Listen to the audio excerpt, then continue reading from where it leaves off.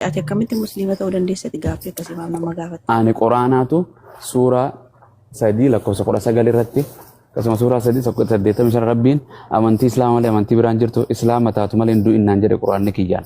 Sii kannaan. Anaan immoo wangeela Yohaannis boqonnaa tokko hanga dhumaa tokko. Akkas tokko.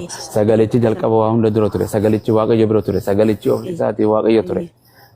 Jalqabee an kana siin hin jenne bara. An gooftaa siin hin jenne. Gaafiin kiyya eenyutu namni dhagiyaa uska ummata gurra cufadha eenyutu teentee teessin jedhe please. Anis hojii keessaan jira faranjii waan jedhe eenyutu teentee teessin jedhe narraa xumure. Gaaffii dalgaa naman gaafatiini siin jedhe. Okay, hayyee waan biraan si gaafadha ishee sirraa dhiise teentee. Teentee sirraa dhiise. Yesuus waaqa. Yesus gooftaadha gooftummaan isaa. Yesus itti deebi. Goofta anilleen Yesus goofta ni jira. Goofta Yesus hayyee. Yesus waaqa. Waaqadha guutuu waaqa hir'uu kan hin qabne. Hayyee. Yesuustu ani waaqa jedhee moo ababeeyyitu Yesus kiyya waaqa jetteen. Waaqayyo madha.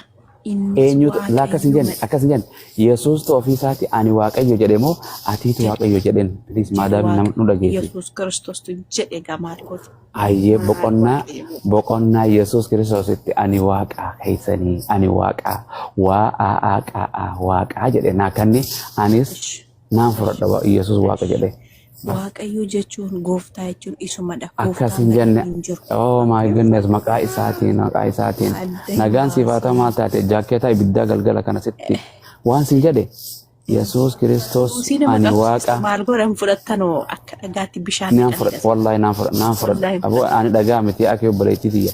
Nama kan heetii waan jedhe jechuun yaada sii galeera akka fakkeenyaatti fudhadhe malee ati nama. Mata jabaattanaan jettee. Mataa jabaatta bakka alaa akkamii nama dhageessanii bakka. Naan dhagaa. Naan dhagaa. Wallahi maqaa isaatiin galgala kana kiristaana sii ta'a. Asirrattiin gartee akkana sii jeelaan maqaa abbaa maqaa ilmaa maqaa furquluu sadeen tokkummaa Yesuus goofta Yesuus waaqa biyya lafaa ganee eenyu tiktookii ganee Yesuus hin duuka bu'een siin jedha. Bakkuma Yesuus Kiristoos ani waaqa jedhu ofidde amma. Si tarreessuu dubbifatta. Takkuma naa kan. Dhugaa waaqayyo hamma 70 beeka an jiruttu. Takka qofa hin fadhu takkuma qofa naa kan. Lakka kanaan fudhattee nan hunduma isaa fudhatte amma biddeen tokko guutuu isaa nyaatu. No takkuma naa kaninaan fudhadhe ni Yesuusis wangeelaas fudhadhe fakka inni duuka otoo Yesuus ta'a jechuudha.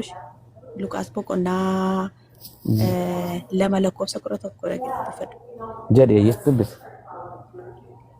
Hojii ergamoota boqonnaa 2 lakkoofsa 36 dubbifadhu. Achi jennaa dubbisi Yesuus ani waaqa keessan ani fakkeenyaaf Yesuus kallattiidhaan ani nama kan jedhe siifin fida mataa kiyyarraa hin qaba akka jedhu wangeela Yohaannis boqonnaa 8 lakkoofsa 40 irratti ani dhugicha isa waaqayyo irraa dhageessinitti meera isin ana nama akkasii ajjeesuu barbaaddu Abrahaam akka kana raawwanne hin hojjenne jedha ani nama jedha fidi bakkee Yesuus Kiristoos barattoota isaatiin ani nama jedha. Ani waaqa jedhee Maatii nama sayyuu karaa maaramiitii foon uffatee kan ansan siin jenne fidi namatti beeka Yesuus boqonnaa Yesuus Kiristoos maadaami nu dhageessi boqonnaa Yesuus Kiristoos ani waaqaa jedhu qofa fidime.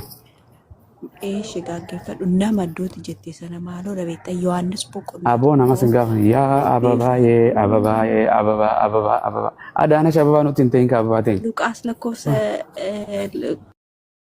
Akka waaqayyo tokkicha sana maaliin beekte waaqayyo tokkichi jiraachuu.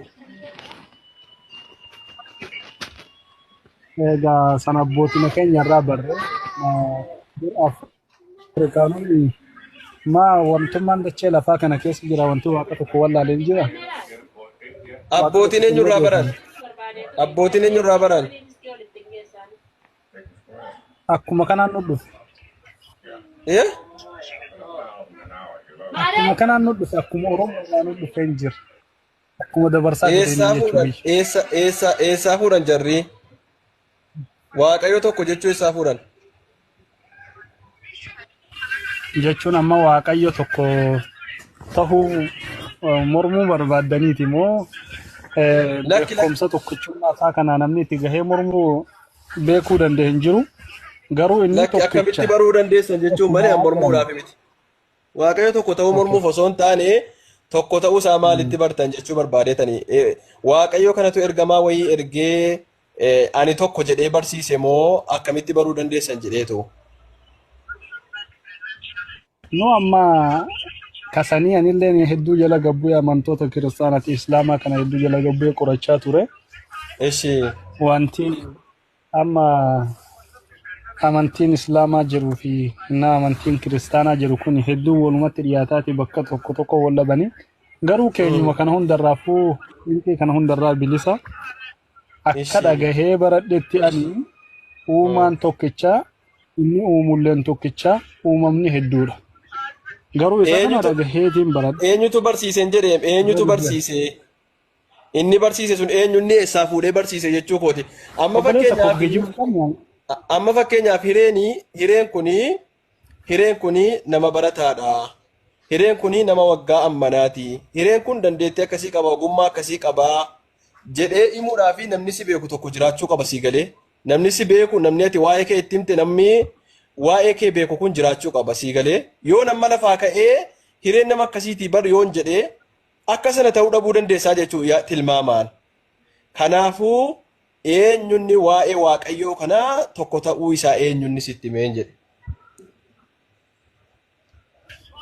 Kana Oromoo irraa dhaggeeffatu Oromoon abbaa keenya. Hansi deebisuu abbo. Maqaan Oromoo. Lakkinaan deebise. Karaa eeggadhu. San karuma kanaan nu dhufe karaa abbootiin nu dhufeeni karaa san irraan dhageenye waan mootu amma akka islaamonni Muhammad jedhanii isaa biyya Arabaati irraa erkame faana bu'an san irraan dhageenye akka uummanni kiristaanota illee Yesuus jedhanii ilma waaqaa jedhanii isa faana bu'an san irra illee dhageenye nuti akkuma Oromoo tokkotti Oromummaarraa Goldabraa abbootii keenya irraa nu dhufan kanumatti hin beeka mormii gabaabaa osoo abbootiin sun waaqayyoon bira dhaqanii dhufani moo jechuu kooti bar abbootiin sun waaqayyoon bira dhaqanii dhufani moo maalummaa waaqayyoo kan akkamitti beekanii na dhibe